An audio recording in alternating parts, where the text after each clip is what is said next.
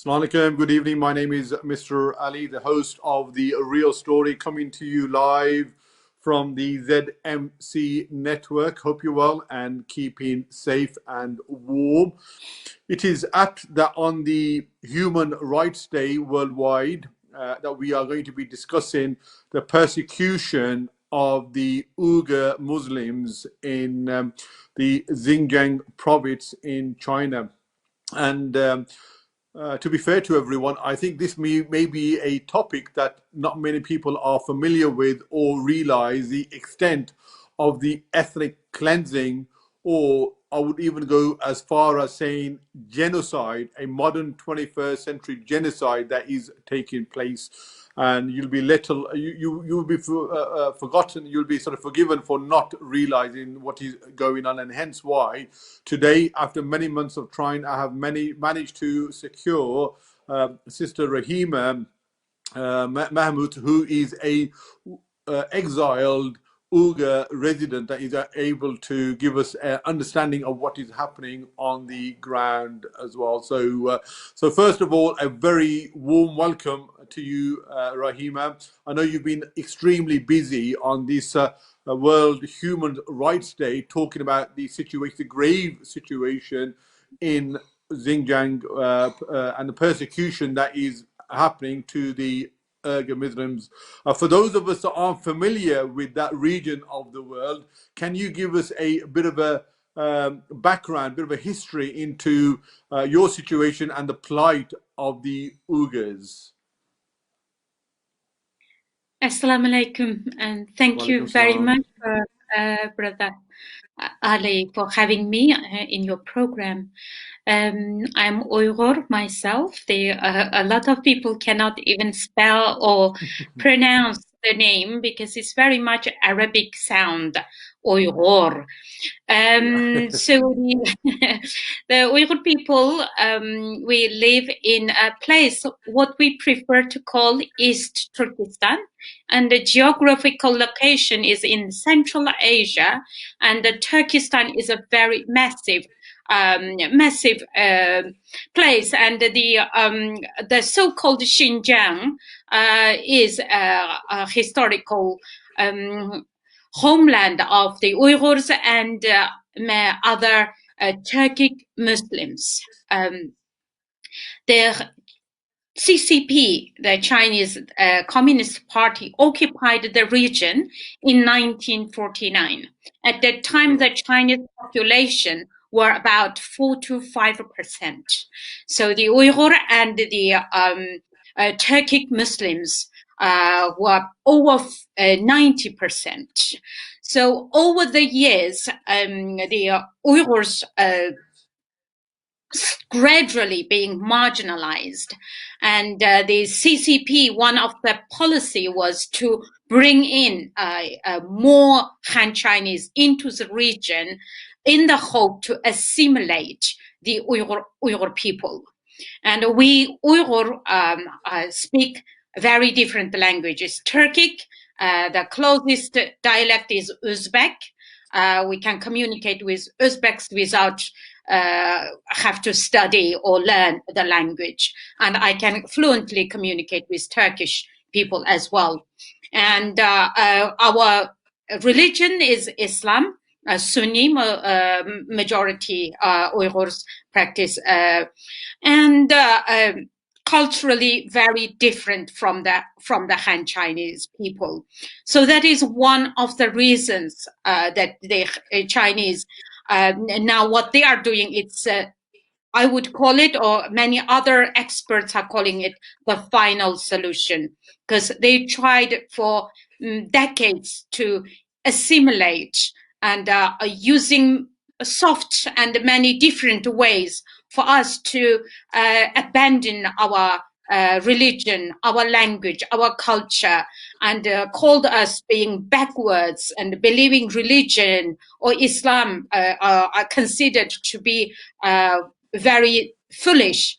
And in the end, so since the last 4 years, the Chinese government is carrying out genocidal policies and trying to use this very forceful way interning up to 3 million Uyghurs and removing almost 1 million children from their families, placing them in the so-called loving kindergarten. This actually is the children's camps. So they are not allowed to speak their language. They fed pork. So they basically re-engineer the Uyghur into Han Chinese. And this is not just to re-engineer, also eradicate. The Uyghurs are left with choice. Either you accept this re-education or brainwashing indoctrination to become Han, or you die. So this is Can what I is come? happening to Uyghur So can I people. come in there? So you've mentioned that this is a modern 21st century genocide that's taking place, and in total, the amount of Uyghurs there are, this about 25 million. There's about 2-3 million that are in these concentration camps, and the sort of stuff that you are talking about, the fact that the Muslims are being told that they can't practice their religion, mosques are being closed, they aren't able to keep a beard, they're being force fed pork, the women are being sterilized and raped. This is absolutely abominable. But how come we haven't heard this within the Western, countries or the Western region of the world? Well, if you said 4 years ago you never heard, I will forgive you. But since the last 4 years, BBC, although not reported every day, but there has been quite a lot of reports came out. John Sudwas reported in 2018. I helped him to identify one of the biggest concentration camp, which was just outside of the Urumqi, the capital of East Turkestan, that can hold about 30,000 people. And that report shocked the world. And BBC Newsnight did another report. Does China run concentration camps? I was one of the interviewees.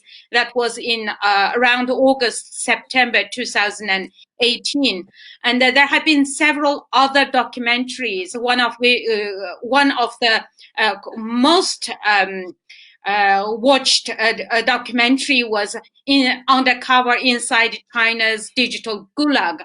I worked as a consultant and interpreter translator, which won 7 big awards, including BAFTA, Emmy. So there have been quite a lot of reports, and we have personal testimonies that people posting on social media, Facebook, Instagram. If you just Google Uyghur Muslims or modern day concentration camps, or even just Google my name, Rahima Mahmoud, you will find a huge amount of information there. It is about not reporting. It is about too many information out there that people just, carried away with the information that you are interested in everyday life, and you ignore this kind of big stories, even though this is such a huge one of the worst human rights abuses and the genocide that is taking place at the moment. I tell you, when I did hear about the Uyghur Muslim plight is on 2 occasions. One, when those satellite images came of those men being blindfolded and being put onto trains to be transported into these internment camps, and also when a LBC presenter by the name of Majid Nawaz went on hunger strike, and he has done a lot of, along with yourself and many other people, to highlight this particular issue. And the other bit I did hear was when Mike Pompeo, along with the U.S. government, used the Magnitsky sanctions in order to put some sanctions on 4 or 5 individuals associated with the persecution that was taking place. But the lack of condemnation or outright calling out for what it is by a lot of the Arab countries and a lot of the Muslim countries, people were very critical of their governments of these countries for not, rebuking the PCC, the People Communist China country. You are right. You are right. And, it's, for me, it's heartbreaking, to see the people who are supposed to be there to protect and to help us, because we are being persecuted, and because of many other reasons, but Islam was the heart of this, the reason that the Chinese government is using against. And yet the Muslim world are completely in silence. And not only just silent, there are about 16 countries signed the letter in supporting that, the Chinese government's claim that these concentration camps are designed to de-radicalize the extremists. How is it possible for 3 million people become extremists? And when you look at the so-called terrorist attacks, there's no one attack was independently verified apart from the claim by the CCP. No, most definitely, Rahima. So you are vehemently arguing the reason why these genocide and the persecutions are occurring to the Uyghur population is because of the Islamic identity, because that makes you unique and separate from the normal Han Chinese population. You have your own language, you have your own culture, you have your own identity, you have your own faith, and that is what is at odds with the People's Chinese Republic state. That is one of the reasons. Don't forget, like Tibetans are also subjected to very similar treatment. But for Uyghurs, that's one of the excuses that the Chinese government shared. That saying that they also share the Islamic terrorists. But the important or the reason behind of this persecution is that the Chinese government won't have the complete control of East Turkestan, because they are the outcomers. They are not the owner of that land, and they always have this fear or theory that the Uyghurs are separatists. And before the terrorist term, before they borrowed the terrorist term from US, and it was extremist or the separatist. Uyghurs were considered to be a separatist, and so in order to safeguard the sovereignty of the People's Republic of China, they have to fight against separatists. But the truth behind is also the resource that the region is very, very wealthy. It's a white and black gold, they call it. White is the cotton, the 20% of world cotton produced in my country, and natural gas and oil. The world second largest desert, Taklamakan Desert, is in East Turkestan, and they found massive oil resource and natural gas.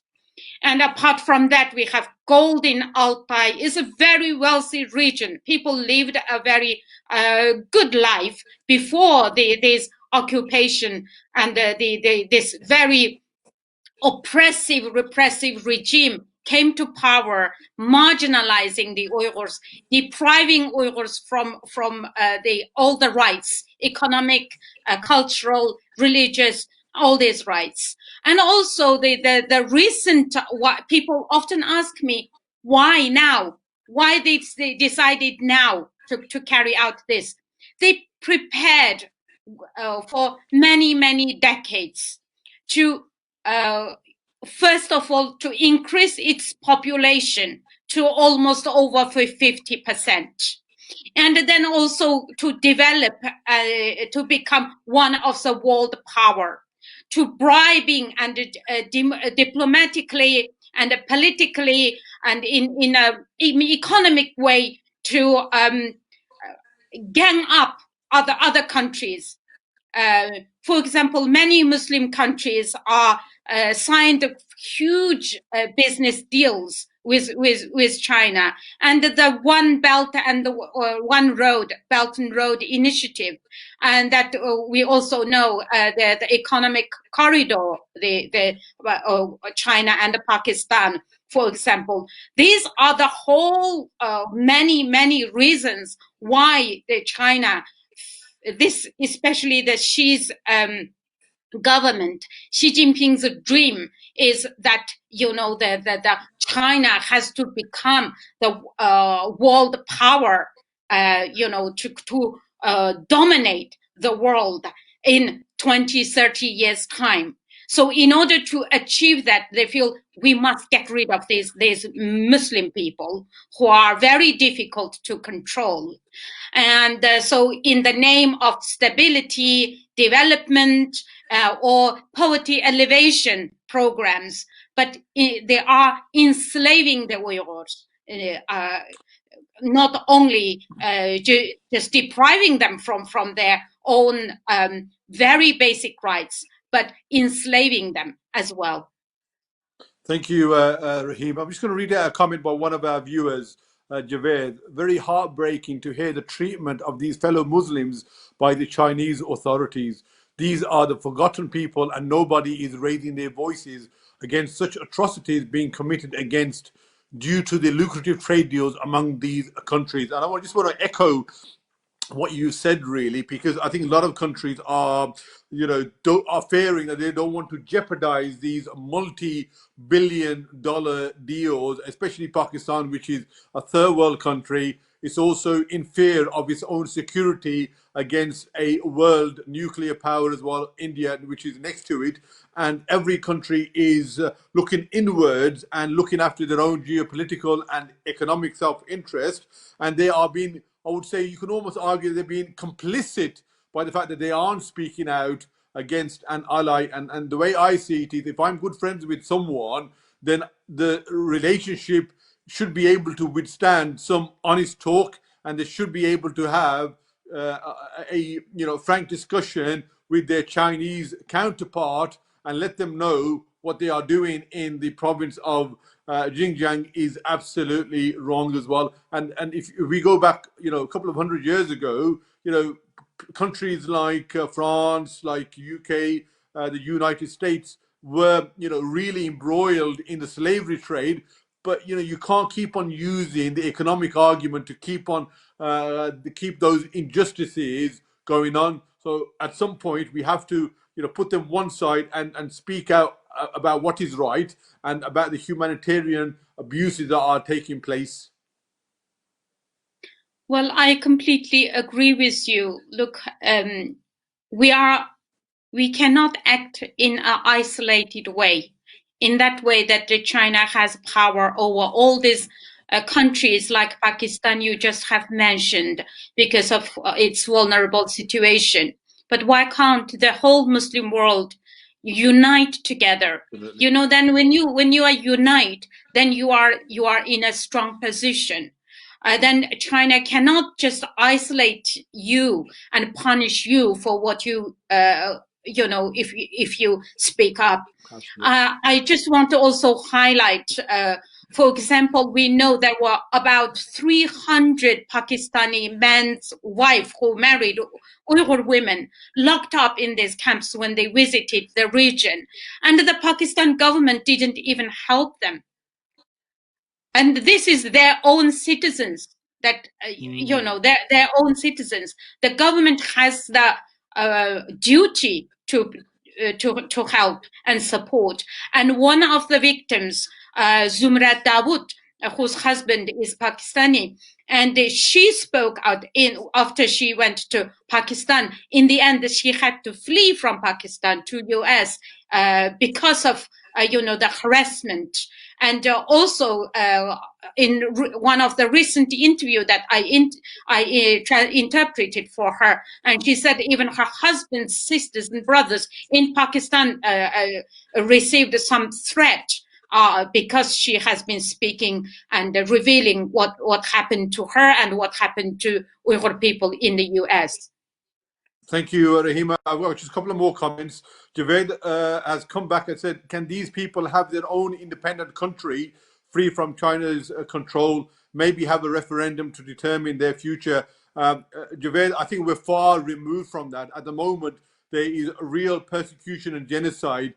Talks of referendum by a totalitarian, by a authoritarian government like the Chinese will simply not allow that. At the moment, people are fearing for their lives. Aftab Hussain, walaikum salam. Good evening to the host and guest. Fantastic show. So there's a lot of support, a lot of people that are watching. So back to that point, Rahim, we mentioned, I know you've got family connections in Uyghur, but we know how strict the Chinese government are. It's a very tyrannical, it's a very heavily surveillanced country. How do we know that these 2 or 3 million people are held in concentration camps? Mosques are closed down. People aren't able to keep a beard. Pigs are being force-fed to the Uyghur population. Women are being given a choice of sterilization or birth control, or being put into these internment camps. Have you got any method of communicating with the family or relatives that you have there? I left my country in 2000 after witnessing 1997 Gulja massacre. The massacre happened in my hometown. And the reason I decided to leave my country was I could see the situation was getting worse, and many of my relatives, the sons, one of my relatives, 3 sons were arrested after that peaceful demonstration and all given very lengthy sentence.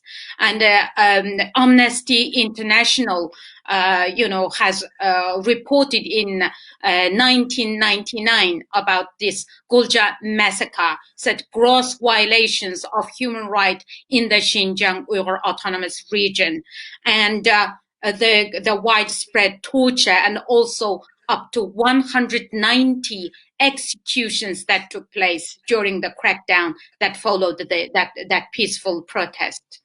And I was not able to go back to visit my homeland since I came as a student. And my last conversation was with my brother in 2000, January the 3rd. After 2 months, I couldn't get hold of anyone. And finally, when he answered my phone, and I said, why no one is answering the call? And he said, they did the right thing. And then, please leave us in God's hands, and we leave you in God's hands too. And then he put the phone down. I have 9 siblings, 4 elder brothers, and 5 sisters living in Roja, and I don't know what happened to them. Although Chinese government criminalizing the Uyghurs to communicate with relatives outside, criminalizing Uyghurs for having relatives living in exile. And I know one of the criteria that they locking up the Uyghurs was like having families living abroad as well. So one of the reasons is that they fear the information leaked to outside world. But then again, even though they're using this high-tech surveillance, facial recognition, you might have read there 2 days ago, there was one article about Huawei, how the system designed to identify the Uyghur face and, to arrest them. So at the same time, we managed to have the satellite images to identify the camps. And we had the Chinese government made a huge mistake to lock up the people who had foreign nationality, for example, Kazakhs and other, like I said, some Uyghur women had their spouse were foreigners. In the end, they released them, and these people managed to tell the story, even though they were released under the condition that they will not speak and tell the world. But we did have enough people who gave us very detailed information what is, and also Radio Free Asia. I would also recommend the people who is watching to visit Radio Free Asia website. Is one of the most credible media outlet in the world that documented these atrocities. And we have very skilled reporters who can just call up the police stations and government offices, obtained a lot of information. So, and the leaked documents, there are a lot of, apart from the classified documents, there are notices that the Chinese government that sent out online. And from that, reading between the lines, you know what is it about. So restriction of religion, summoning Uyghurs to go to hospital to give blood and DNA data collections.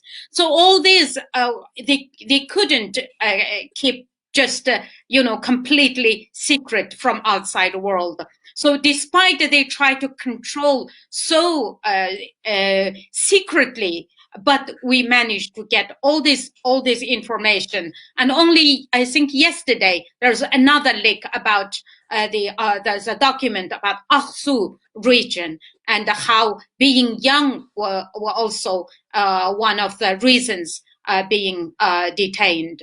So I will say, Allah is great, because you cannot hide this evil. In the end, Uyghurs can survive. I am still, after 4 years being in this kind of situation, because I have faith. And that's what Chinese government are scared, because we believe in the end, whoever did the evil, they will be punished. If not this world, the other world.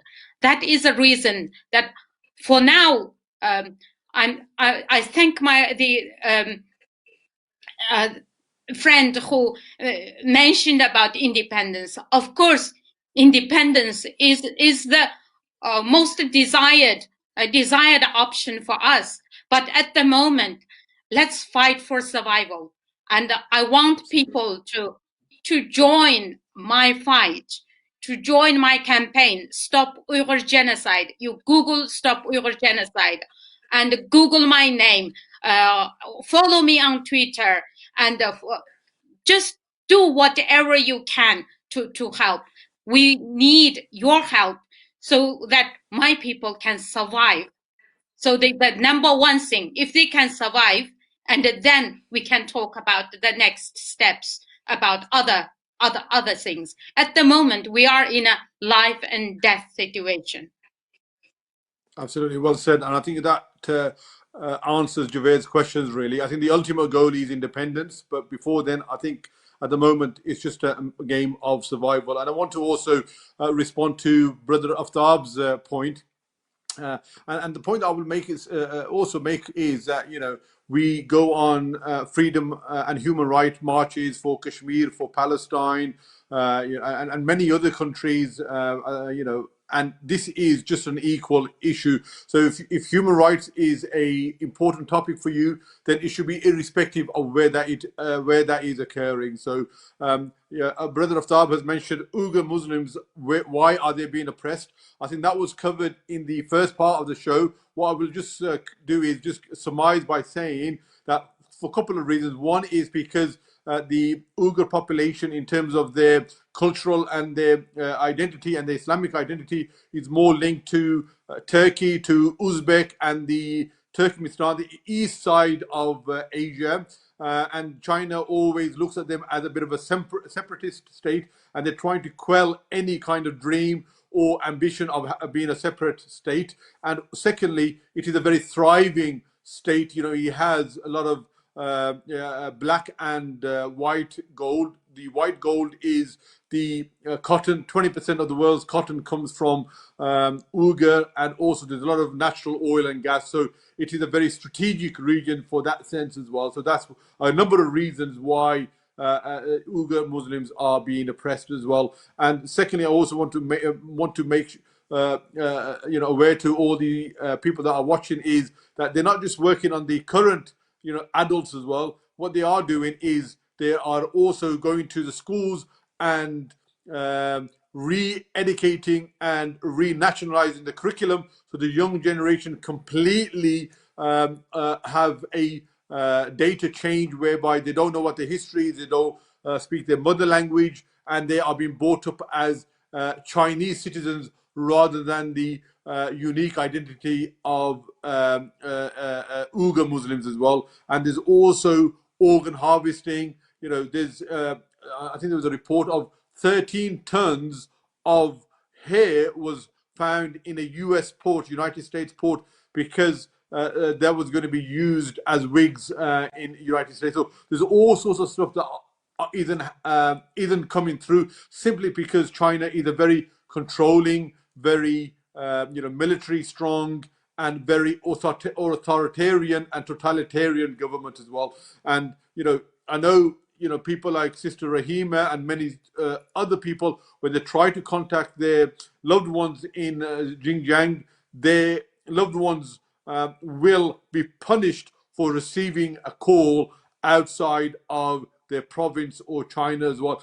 Hence why the families that are in the Western countries or outside of the area will not phone their family and friends, simply because they will get the reprisals as well. So we've got about 5 minutes left now, Sister. I'm going to sort of just ask you now to talk about, for the last few minutes, in terms of, you mentioned in terms of what we can do, in terms of Muslims, we have to speak collectively rather than asking one country to jeopardize their relationships with China. Collectively, if they all speak with one voice, that could make a difference. But in the meantime, with people like myself, people like my listeners and viewers, what can we do to highlight and put some light onto the situation in Uyghur and the Xinjiang area? Thank you. This is the most important question. So, first of all, I believe that awareness raising is very, very important. This is a program that, you just did that. And the people, whoever listened to this program, they can go and tell other people, their family, their neighbors, their friends. They can organize events, webinars. They can contact me, follow me on Twitter. I am well connected with all the academics,